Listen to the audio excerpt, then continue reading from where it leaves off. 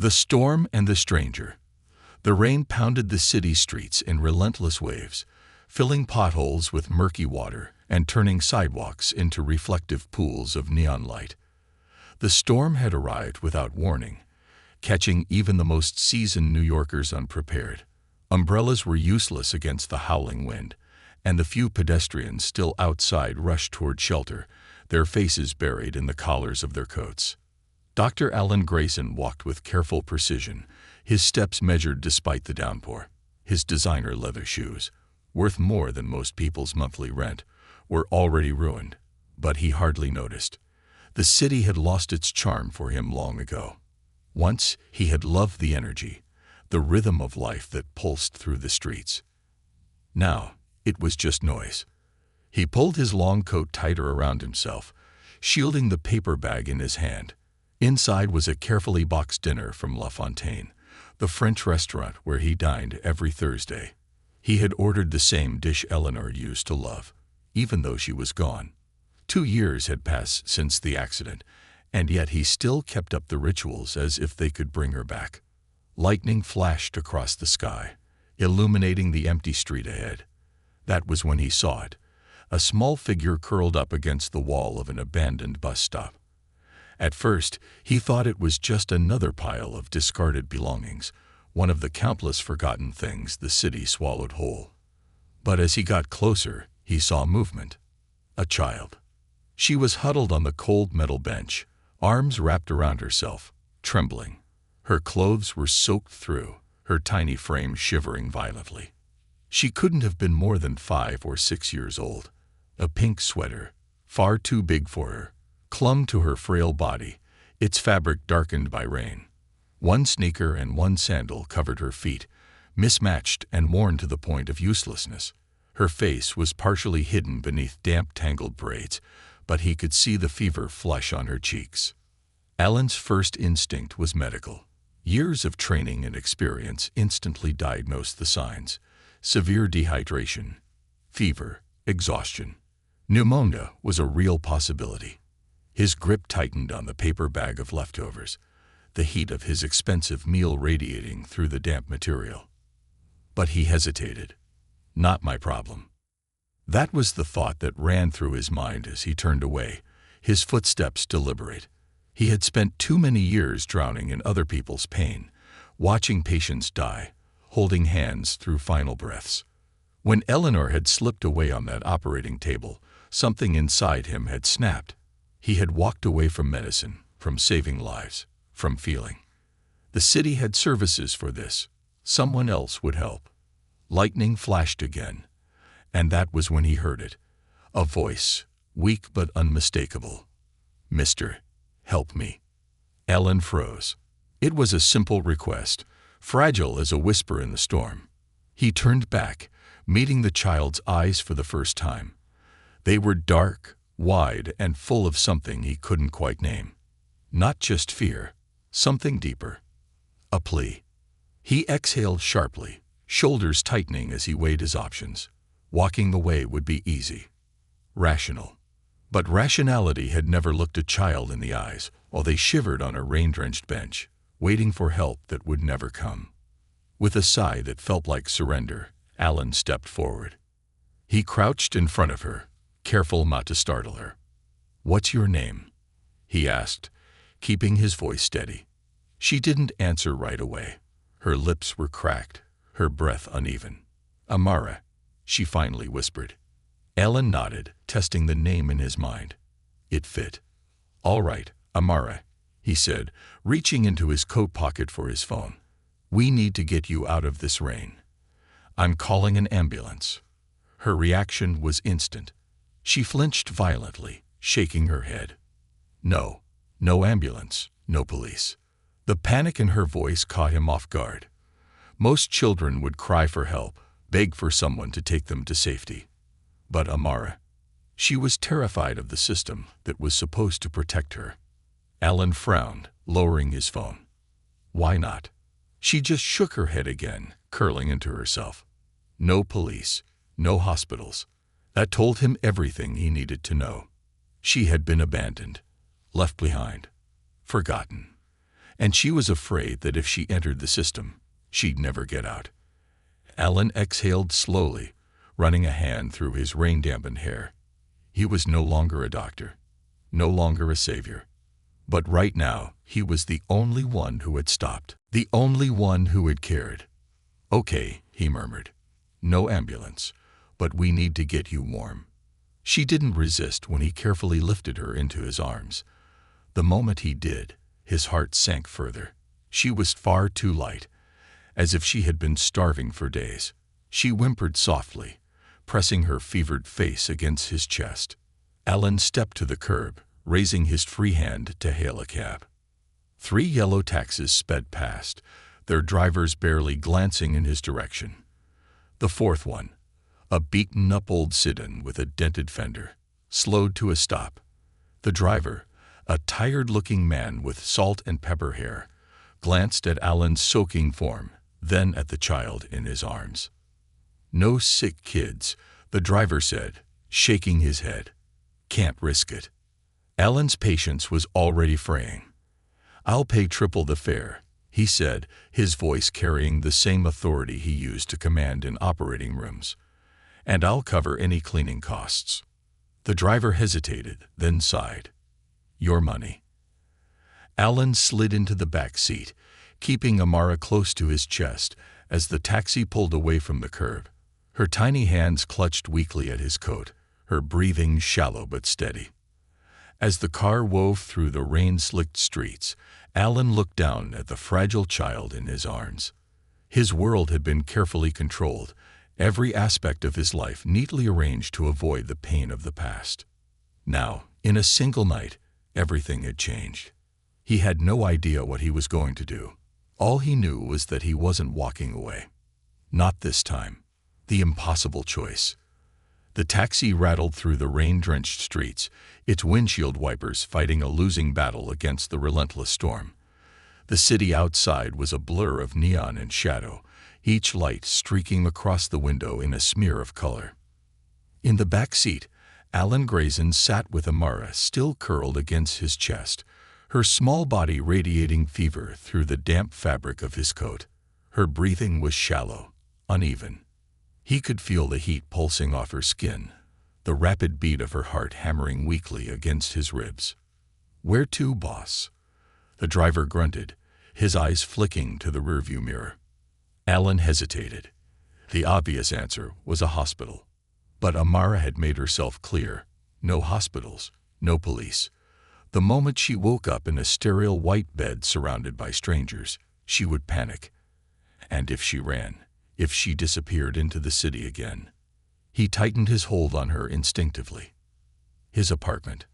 The thought surprised him. It had been years since anyone had set foot inside besides him and the cleaning service. It was a fortress of solitude, built to keep the world at arm's length. But right now, it was the only safe place he had to offer. 57th and Park, he finally said, giving the driver the address to his penthouse. The man let out a low whistle. "Fancy place. You a doctor or something?" Alan didn't answer. The cab rolled through the nearly deserted streets, the rain hammering harder as the wind picked up. Alan shifted Amara slightly, adjusting her position against his chest. The movement stirred her, and she let out a soft whimper, her tiny hands clinging to his coat. "It's all right," he murmured, his voice low and steady. "You're safe." She didn't respond, but her grip didn't loosen either. As the car neared his building, Alan's mind raced. What the hell was he doing? Bringing a sick, abandoned child into his home like this, without a plan, without knowing what came next. This wasn't rational. This wasn't him. And yet, something in the way she had whispered for help, the way she had flinched from the idea of a hospital, had shattered the wall he had spent years building. She needed him. And if he was being honest with himself, he needed this. The taxi skidded to a stop outside his building. The doorman, an older man named Richard, who had worked in the building longer than Alan had lived there, peered through the rain, squinting against the downpour. Alan tossed a handful of bills to the driver without counting them and stepped out, cradling Amara against his chest as he hurried toward the entrance. Richard straightened as he saw them, his brows knitting together. "Dr. Grayson, everything all right?" Alan gave a curt nod. "She's sick. Just let me through." The older man hesitated for only a second before stepping aside. "Of course, sir." Inside, the warmth of the lobby was jarring after the cold of the storm. Alan strode past the marble floors and gold accents, barely acknowledging the curious glance from the night receptionist. He hit the elevator button with his elbow, shifting Amara slightly to keep her from slipping. The doors slid open silently, and he stepped inside, pressing the keycard to the panel. The ride-up was quiet, too quiet. Alan could hear Amara's breathing, each shallow inhale more labored than the last. By the time the elevator reached the penthouse, she had stopped shivering. That was a bad sign. Fevers that high didn't just disappear, they'd burned out everything in their path. His apartment was exactly as he had left it. Immaculate, cold, untouched. The furniture was sleek and modern, the walls a crisp white that made the space feel even emptier. Amara looked out of place here. Too small, too fragile. Alan moved quickly, carrying her down the hall to the guest bedroom. The sheets were fresh, untouched, the bed neatly made. He set her down carefully, unzipping his coat and draping it over her for extra warmth. She whimpered slightly but didn't wake. Moving with the same efficiency he had once used in operating rooms, Alan strode to the bathroom and yanked open the medicine cabinet. Fever reducers, electrolyte packets, a thermometer. He had stocked it all out of habit. He hadn't needed them in years. Now he needed them desperately. Returning to the bedside, he pressed the thermometer gently to Amara's temple. It beeped a second later. 104.2 degrees Fahrenheit. Alan's chest tightened. This wasn't just a fever. This was dangerous. Without hesitation, he grabbed the fever medication and shook her gently. "Amara," he murmured, keeping his voice soft but firm. "You need to wake up for a second." She groaned, barely stirring. "Come on," he urged, pressing a cool hand to her burning forehead. "Just a sip. You need this." Her eyes fluttered open, glassy and unfocused. She whimpered something unintelligible. Alan carefully tilted the small dosage of liquid medication to her lips. She resisted at first, her tiny hands weakly pushing at his wrist, but after a few coaxing words, she swallowed. "Good," Alan murmured. "That's good." She blinked up at him, her expression drowsy, confused. Her lips parted slightly, as if she wanted to say something. But then, just as quickly, she drifted back into sleep. Alan sat back in the chair beside the bed, exhaling slowly. He should have felt relief, but instead, he felt something deeper. A weight settling in his chest. He had just made a choice he couldn't take back. He had brought her into his home. He had taken responsibility for her life. And now, there was no turning back. For the first time in years, Alan Grayson wasn't alone anymore. And that terrified him more than anything else. The cost of kindness. The storm outside had quieted by morning, but inside Alan Grayson's penthouse, the tension had only just begun to build. Alan stood in the kitchen, staring at the freshly brewed cup of coffee in his hand, as if the caffeine could somehow give him the answers he needed. He had spent the night monitoring Amara, waking every hour to check her fever. The medicine had worked. By dawn, her temperature had dropped to 101 degrees Fahrenheit. It was still high, but no longer life-threatening. That should have reassured him. Instead, it left him facing a new problem. What now? What the hell was he supposed to do with a child who had nowhere to go? He had never been the paternal type. Eleanor had wanted kids once, but his career had always come first. By the time he had been ready, it had been too late. And now, here he was, 60 years old, retired, and completely unprepared for the responsibility he had just taken on. He had no toys, no kid-friendly food, No idea how to comfort a traumatized 5-year-old. But Amara was still here. And as he glanced toward the guest bedroom, he knew that meant one thing. He had to figure it out. A quiet awakening. A small rustling sound caught his attention. Alan set down his coffee and stepped carefully toward the guest room. The door was slightly ajar. Sunlight streamed in through the half-drawn curtains, casting a soft glow over the white sheets. Amara was awake. She sat up in the bed, her tiny frame wrapped in the oversized blanket. Her dark braids were tangled from sleep, her small hands gripping the fabric tightly. She was staring at the door. At him. Alan stopped in the doorway, unsure of what to say.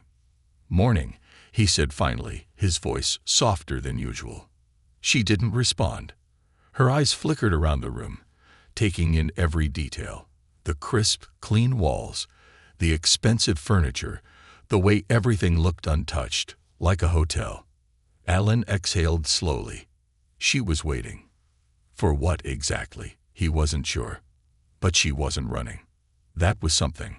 "Are you hungry?" he asked. Silence. Then, a slow, hesitant nod. Alan forced himself to relax. "All right. Let's get some food in you." She hesitated, gripping the blanket tighter. Her body language was tense, wary, as if waiting for a trick. Alan took a step back, giving her space. "You don't have to come out right away. Take your time." Then he turned and walked back to the kitchen, forcing himself not to look back. The first meal. Alan had never cooked for anyone besides himself in years. The ingredients in his fridge were minimal: protein shakes, coffee, a few vegetables, leftovers from La Fontaine. Not exactly child-friendly. He sighed, pulling out eggs, milk, and bread. French toast. Eleanor had always said it was the best breakfast for sick days. Soft, warm, comforting. Ellen worked quickly, dipping the bread into the egg mixture, then frying it to golden perfection.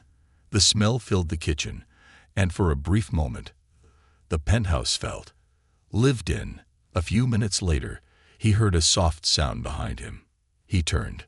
Amara stood in the doorway, barefoot, still wearing the oversized t-shirt he had given her the night before. She clutched the blanket around her like a shield, her small feet barely peeking out from beneath it. She looked so small, so unsure. Alan gestured toward the kitchen table. "Go ahead and sit." She hesitated. Then, carefully, she moved to the chair furthest from him. Alan set the plate in front of her. No utensils. He wasn't sure if she trusted them. For a moment, she just stared at the food. Then, slowly, she reached out and tore off a small piece with her fingers. She chewed cautiously. Then another piece. Then another. Alan sat across from her, sipping his coffee. He didn't comment, didn't push. He just let her eat. By the time she was halfway through, her chewing had slowed. Not because she wasn't hungry. He could tell she still was. But because she was watching him, like she was waiting for something. "Amara," he said, his voice steady. "Can you tell me what happened?" Her grip on the blanket tightened. Then, for the first time, she spoke. "I waited," she whispered. Alan frowned. Waited. She swallowed hard, her small hands gripping the edge of the plate. "She said she'd come back," Amara murmured. "She said, just wait right here, okay? Mommy's gonna get something. Don't move." Alan's stomach tightened. "How long did you wait?" She didn't answer right away. Then, quietly, "A long time." Alan exhaled sharply, setting down his coffee. She had been abandoned. No accident, no misunderstanding. Someone had left her at that bus stop and never come back. Anger flared in his chest, sharp and hot. What kind of person leaves a 5-year-old alone in the rain? But he forced himself to stay calm. Amara didn't need anger. She needed safety. And she had no one else. An unwanted visitor. The morning passed quietly.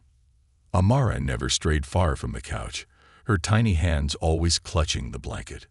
She watched Alan carefully, never fully relaxing, but no longer looking like she was planning to run. It was a fragile sort of trust, one that shattered the moment someone knocked on the door. The reaction was instant. Amara's entire body stiffened. She scrambled off the couch so quickly she nearly tripped, her small feet barely making a sound as she bolted toward the hallway, toward the guest room, disappearing in a flash. Alan's heart pounded. Then the knock came again. He moved to the door, checking the peephole. Two figures stood outside, a woman in a crisp gray suit and a younger man holding a portfolio. Child Protective Services. Alan's stomach dropped.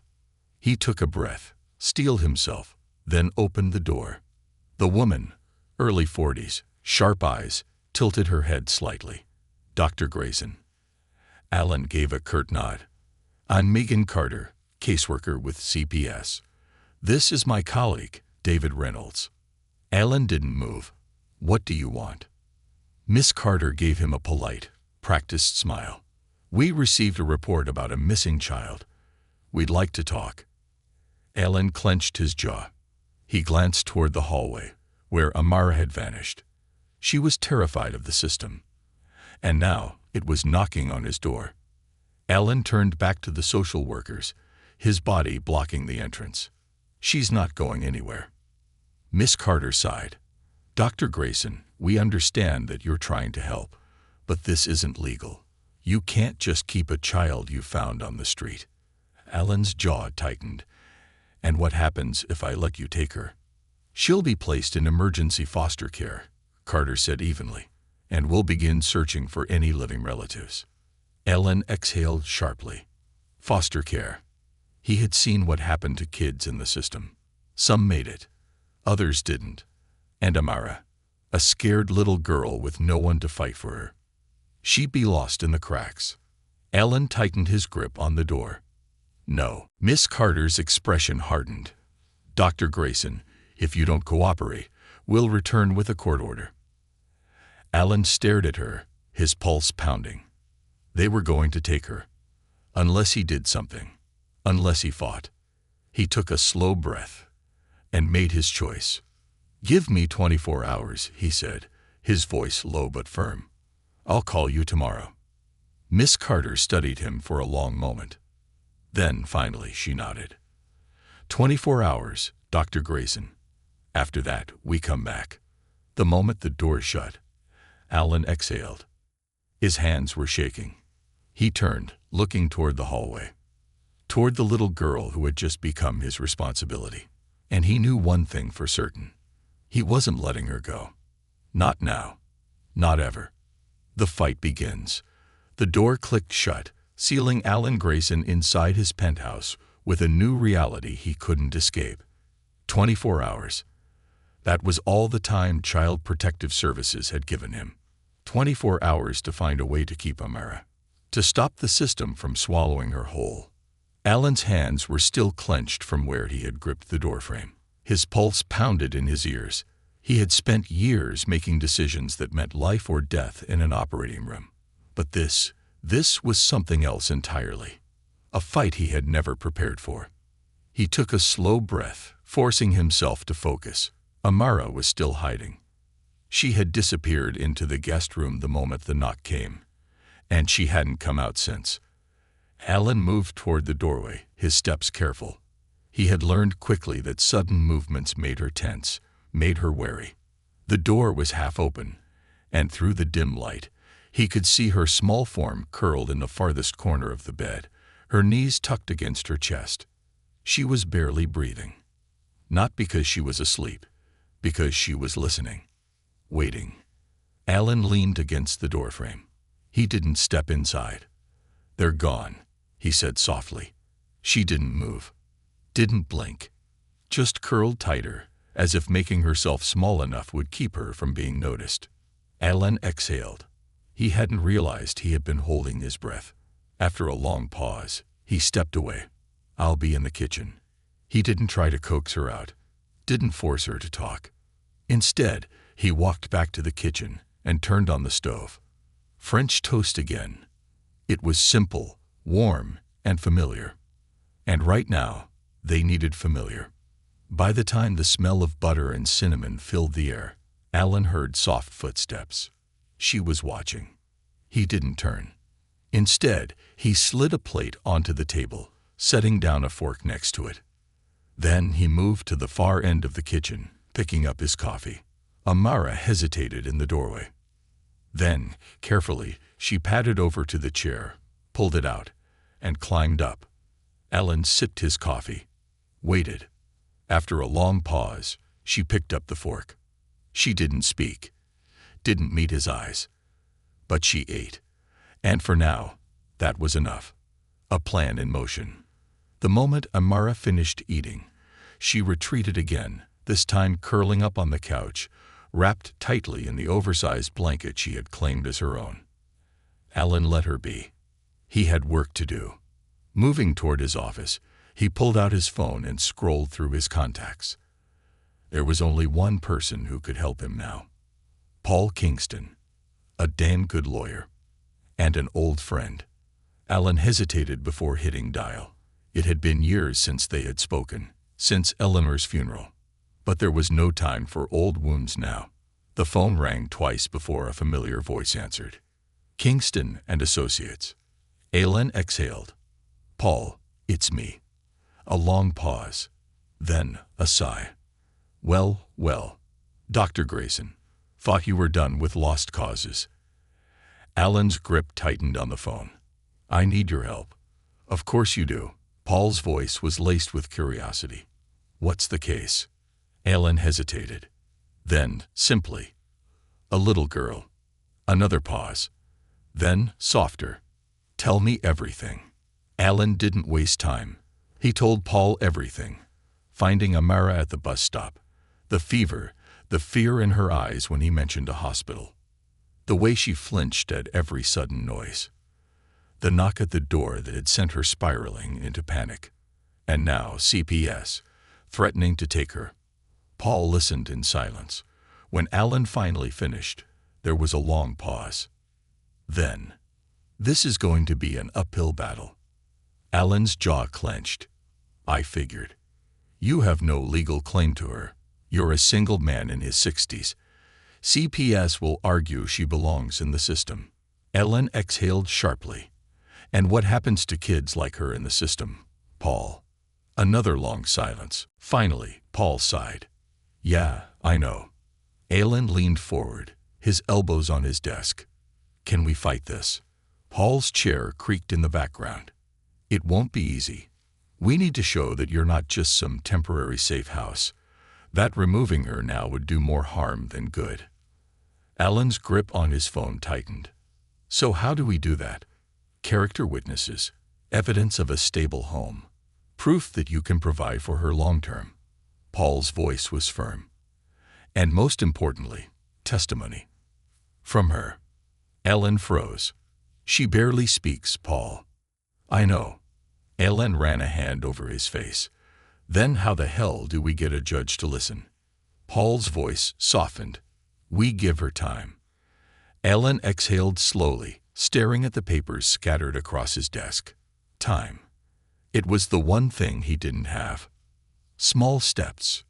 The day passed slowly. Amara stayed close but silent. She never sat too near, never spoke unless necessary. But she watched. Always watched.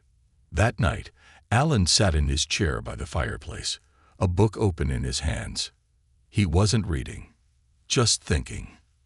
When he glanced up, Amara was there, standing near the couch, watching him. Alan tilted his head slightly. You should be sleeping. She hesitated. Then, after a long pause, she padded over to the couch and climbed up. She curled into the corner, the blanket wrapped tightly around her. Alan let the silence stretch between them. Then, quietly, he said, Would you like to hear a story? Amara didn't move, didn't speak, but she didn't leave either. Alan took that as a yes. He picked up a different book, The Wind in the Willows, and he started to read. The breaking point. The peace didn't last. The next morning, Alan was preparing breakfast when he heard it, the sharp knock on the door. His entire body went rigid. Not yet. Not yet. Amara was already gone, vanished down the hallway the moment the sound echoed through the apartment. Ellen swallowed hard, then moved toward the door. When he opened it, Miss Carter stood there, along with a different CPS agent. "Dr. Grayson," she said, her tone professional. "It's time." Ellen's pulse pounded. "We had a deal." She sighed. 24 hours is up." Ellen stepped forward, his body blocking the entrance. "I'm filing for custody." Miss Carter's eyebrows rose slightly. "You're serious?" "I have a lawyer. We're starting the process today." She studied him for a long moment. Then, "That's a long fight, Dr. Grayson. Are you sure?" Ellen exhaled. Then, with absolute certainty, "Yes." A pause. Then Miss Carter nodded. "I'll hold off on the removal order. But you need to prove you can provide for her. A full evaluation. Home visits. Psychological assessments." Ellen nodded. "Whatever it takes." Miss Carter sighed. "All right. But know this. We'll be watching." She turned and left, the second agent following behind. Ellen exhaled. His hands were shaking. But he had won the first battle. When he turned, he saw her. Amara, standing in the hallway, watching. And for the first time, she wasn't just afraid. There was something else in her eyes. Something Ellen hadn't seen before. Hope. The weight of a promise. The moment the door shut, Ellen leaned against it, exhaling a breath he hadn't realized he was holding. His hands, steady in the operating room for decades, trembled slightly at his sides. He had won today. But the real battle had only just begun. From the hallway, Amara stood frozen, her small frame barely visible in the dim morning light. She hadn't said a word since the CPS agents left, but her dark eyes were locked onto him, searching. For what? Ellen wasn't sure. Reassurance. A promise. He pushed off the door, forcing himself to appear calm. "Steady. They're not taking you," he said simply. Amara's grip tightened on the oversized sweater she had wrapped around herself. She didn't respond, but her breathing, which had been too fast just moments ago, started to slow. Ellen ran a hand through his hair. "Come on. You haven't had breakfast yet." She hesitated, then took slow, careful steps toward the kitchen. It wasn't trust. Not yet. But it was something. Building a home. By the time breakfast was over, Ellen had a plan. If CPS wanted proof that he could provide a stable home, then that's exactly what he'd give them. The first step, making his home fit a child. Ellen glanced around his penthouse, taking in the stark, sterile space. Everything was sharp lines and modern elegance, expensive but cold. It had been designed for a man who lived alone, not for a 5-year-old girl who needed warmth, safety, a sense of belonging. His chest tightened. He had never been a father. Not really. But if he was going to fight for Amara, then that had to change. Now, after making sure Amara was settled on the couch with a notebook and some crayons, one of the few things he had managed to dig up, Ellen picked up his phone. The first call was to Paul Kingston. "We need to move fast," Ellen said as soon as Paul picked up. "You don't waste time," Paul muttered, though there was no annoyance in his voice. "I assume you're ready to sign the paperwork." "More than ready. What do I need?" "Proof of income, background check, a psychological evaluation." Ellen's grip tightened on the phone. "You think they're going to question my mental state?" "They'll question everything, Ellen," Paul said flatly. "You're a single man in your 60s, never had kids, and retired from a high-pressure career after your wife died. They'll want to make sure you're not doing this out of grief. I'm doing this because I can't let them take her. I know that, but the court needs more than your word.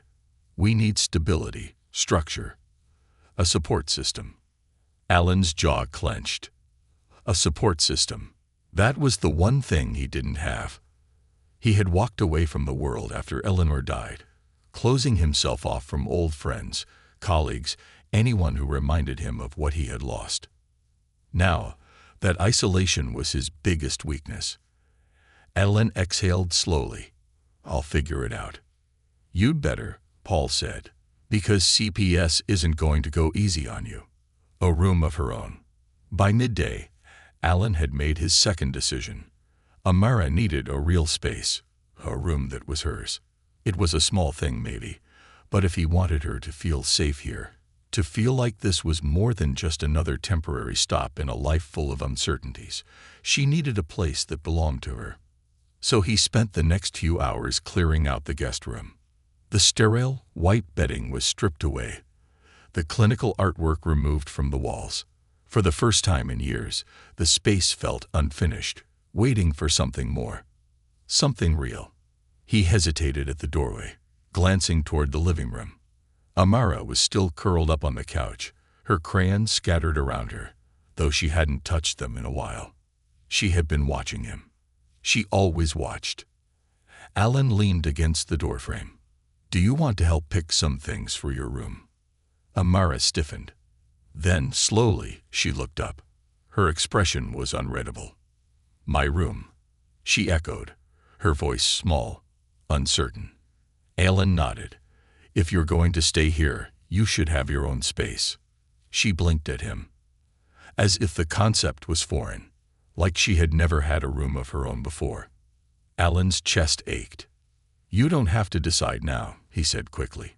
"Just think about what you'd like." Amara hesitated. Then, slowly, she reached for a crayon. She started drawing. And though she didn't say another word, Alan understood. She was starting to believe him. Unfinished business.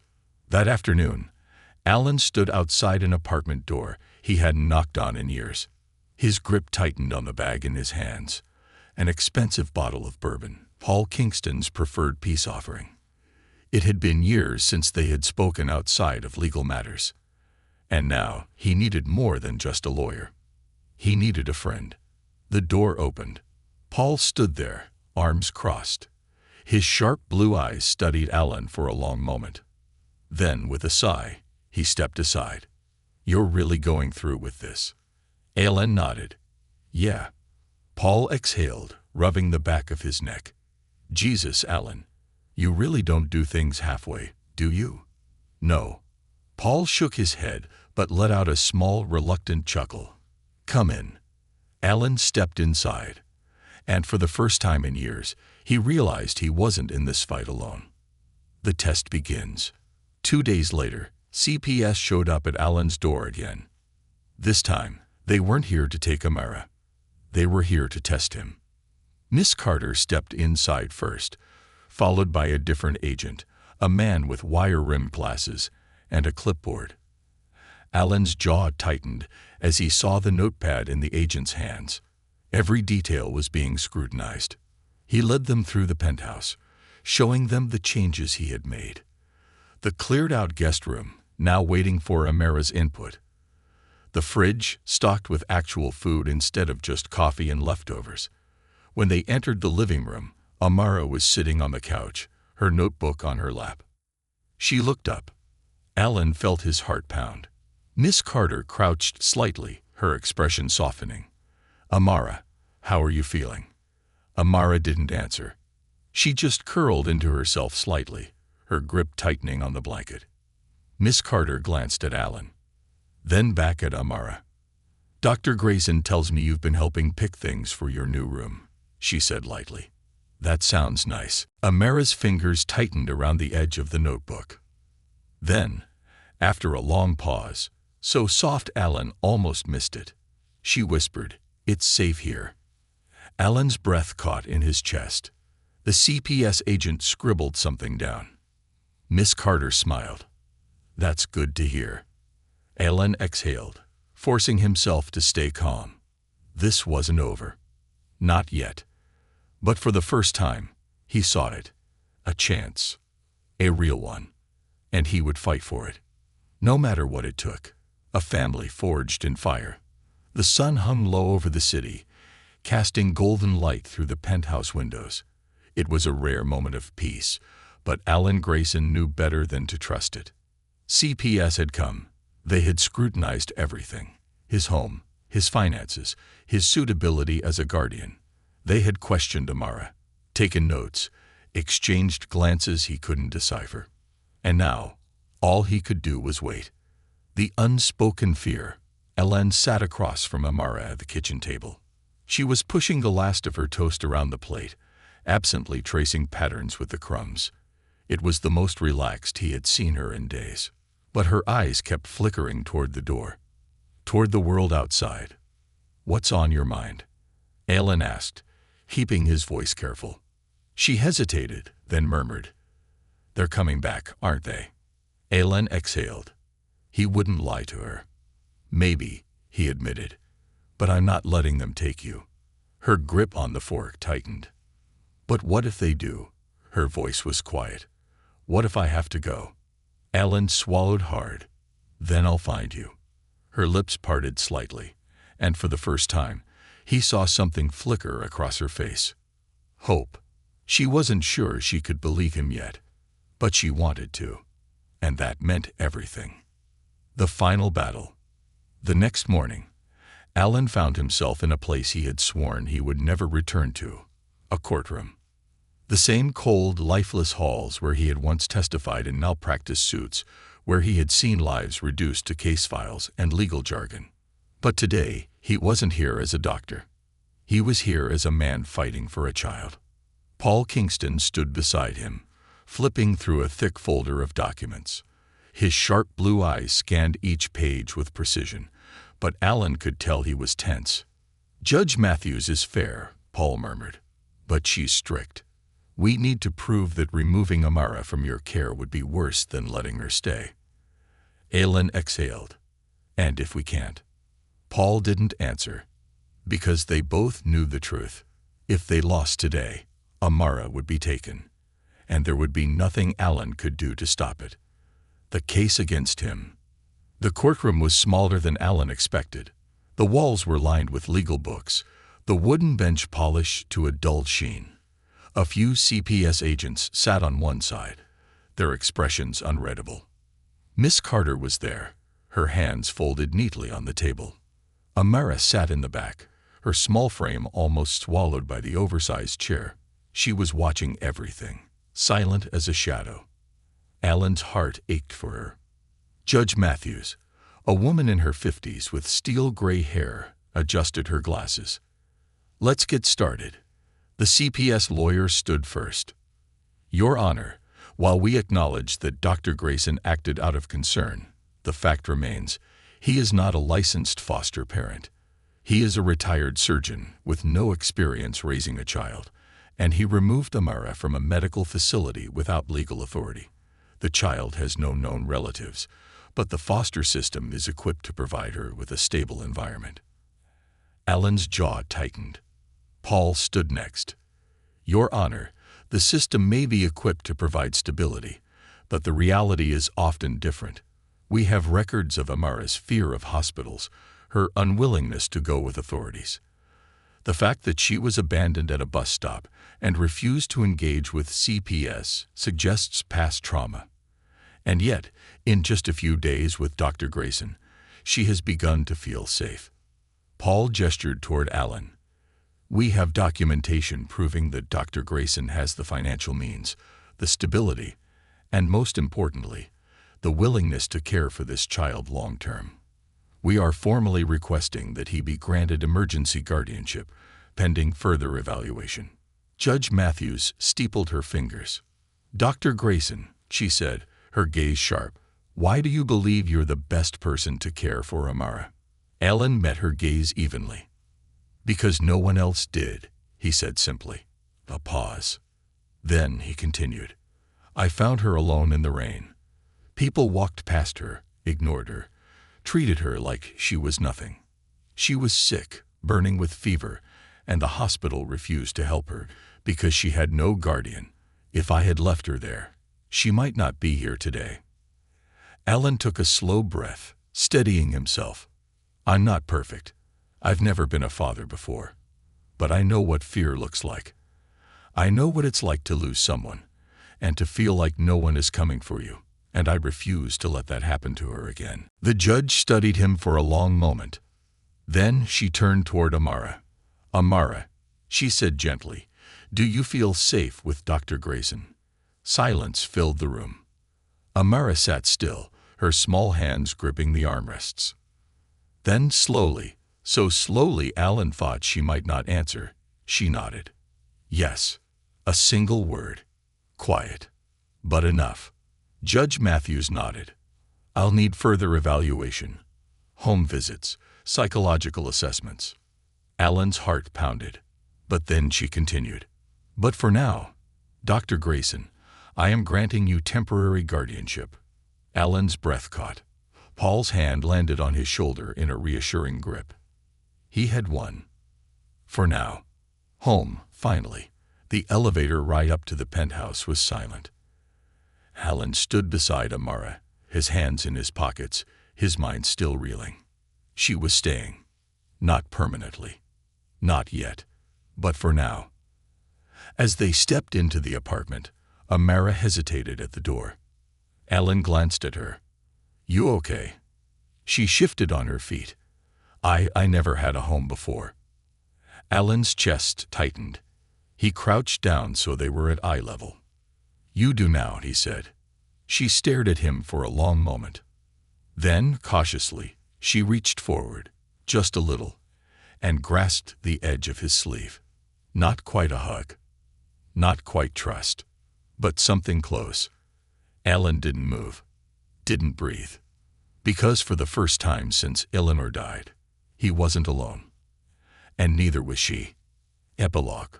The long road ahead. A month later, Alan stood in the middle of what had once been his guest room. Now it was Amara's. The walls were no longer stark white, but a soft, warm color, pale blue, the shade she had picked out. Books lined the shelves, stuffed animals sat neatly on the bed, and drawings covered the bulletin board. It was hers. She was still quiet sometimes, still hesitant, still healing. But at night, when Alan read to her before bed, she no longer flinched when he turned the page. And in the mornings, when he burned the toast or fumbled with the coffee machine, she laughed. Really laughed. It was a long road, but it was theirs. And Alan knew, without a doubt, he wasn't fighting alone anymore.